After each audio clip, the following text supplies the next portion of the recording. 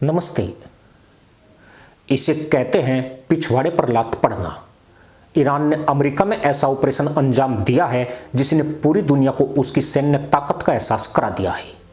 Iran की जमीन पर गिराए गए F-15E फाइटर जेट के दूसरे क्रू मेंबर को भी अमेरिका ने खोज निकाला है। अमेरिकी स्पेशल फोर्सेज ने खतरनाक हालात में रेस्क्यू ऑपरेशन को अंजाम दिया है। अमेरिकी अधिकारियों के मुताबिक दूसरे क्रू मेंबर को भारी गोलीबारी के बीच ढूंढकर रेस्क्यू किया गया। IRGC ने अमेरिकी पायलट को पकड़ने के लिए खूब हाथ पैर मारे थे, लेकिन वो कामयाब नहीं हो सका। ईरान ने F-15 लड़ाकू विमान को मार गिराया था और उसके बाद 2 पायलट ईरानी जमीन पर थे। ईरान हर हाल में उन्हें पकड़ना चाह रहा था ताकि वो उन्हें अमेरिका से चल रही बातचीत में इस्तेमाल कर सके, लेकिन अब ईरानी सेना और IRGC के अधिकारी हाथ मल रहे होंगे। ईरानी जमीन से अमेरिका अपने पायलट को लेकर चला गया।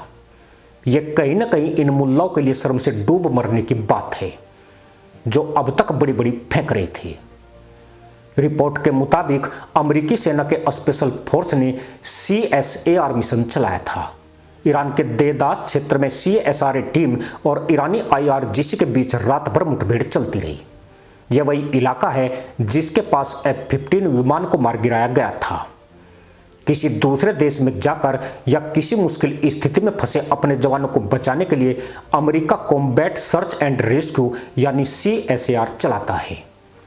ये एक स्पेशल टीम होती है जिसे ऐसे ही मिशनों को अंजाम देने के लिए डिजाइन किया गया है। अमेरिका में एयरफोर्स की स्पेशल टुकड़ियों को CSAR मिशनों के लिए खास तौर पर ट्रेनिंग दी जाती है और उन्हें अक्सर उन संघर्षग्रस्त क्षेत्रों के पास पहले से तैनात कर दिया जाता है जहां विमानों के गिरने का खतरा रहता है।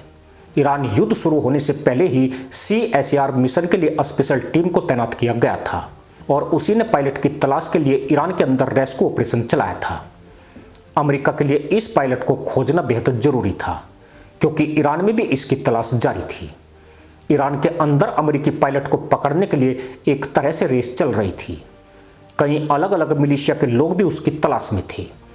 हथियारों से लैस ईरानी खाना बदोशों को भी पायलट की तलाश में जंगलों के बीच देखा गया था। ईरानी खाना बदोशों को इस्लामिक रिपब्लिक ने अमेरिकी पायलट को पकड़ने के बदले 50,000 पाउंड का इनाम देने की घोषणा कर रखी थी।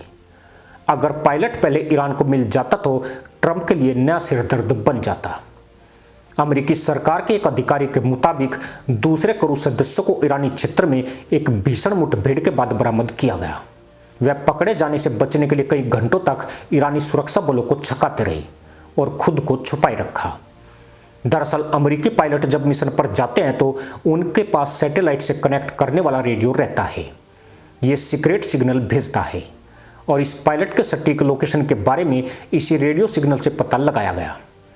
इसी के बाद अमेरिकी कमांडो ने रेस्क्यू ऑपरेशन चलाया था। अमेरिका ने अपने पायलट को बचाने के लिए 160वीं स्पेशल ऑपरेशन एविएशन रेजिमेंट यानी नाइट स्टोकर्स को ग्राउंड पर भेजा था। ये अमेरिकी कमांडो ईरानी जमीन पर उतरे और लापता पायलट की तलाश में ग्राउंड ऑपरेशन चलाया। ईरान ने लापता पायलट को जिंदा पकड़ने वालों के लिए पूरे क्षेत्र में घेराबंदी कर रखी थी। उसने इनाम की भी घोषणा कर रखी थी। ईरान के स्थानीय लोग भी पायलट की तलाश कर रहे थे। रिपोर्टों के मुताबिक IRGC के सैनिक करीब करीब पायलट के पास पहुंचने वाले थे, लेकिन उससे पहले ही अमेरिकी सेना ने उन्हें वहां से सुरक्षित खोज निकाला।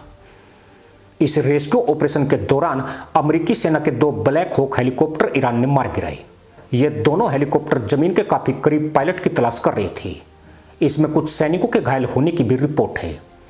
पूरी जानकारी फिलहाल नहीं मिल पाई है।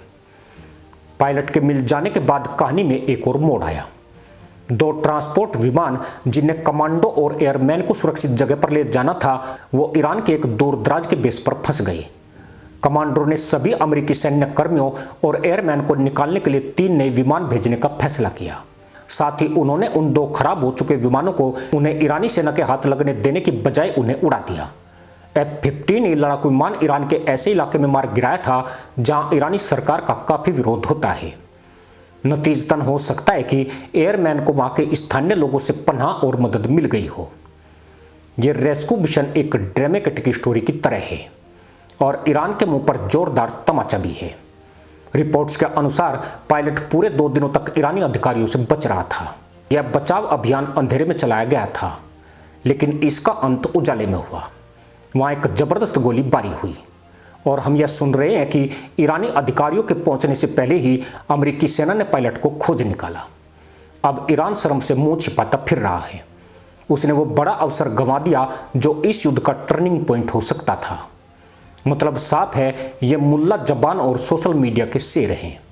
इनके पिछवाड़े में इतना भी दम नहीं है जो अपने घर में शेर बनकर दिखा सके। इसी के साथ अनुमति दोस्तों, जय हिंद, वंदे मातरम।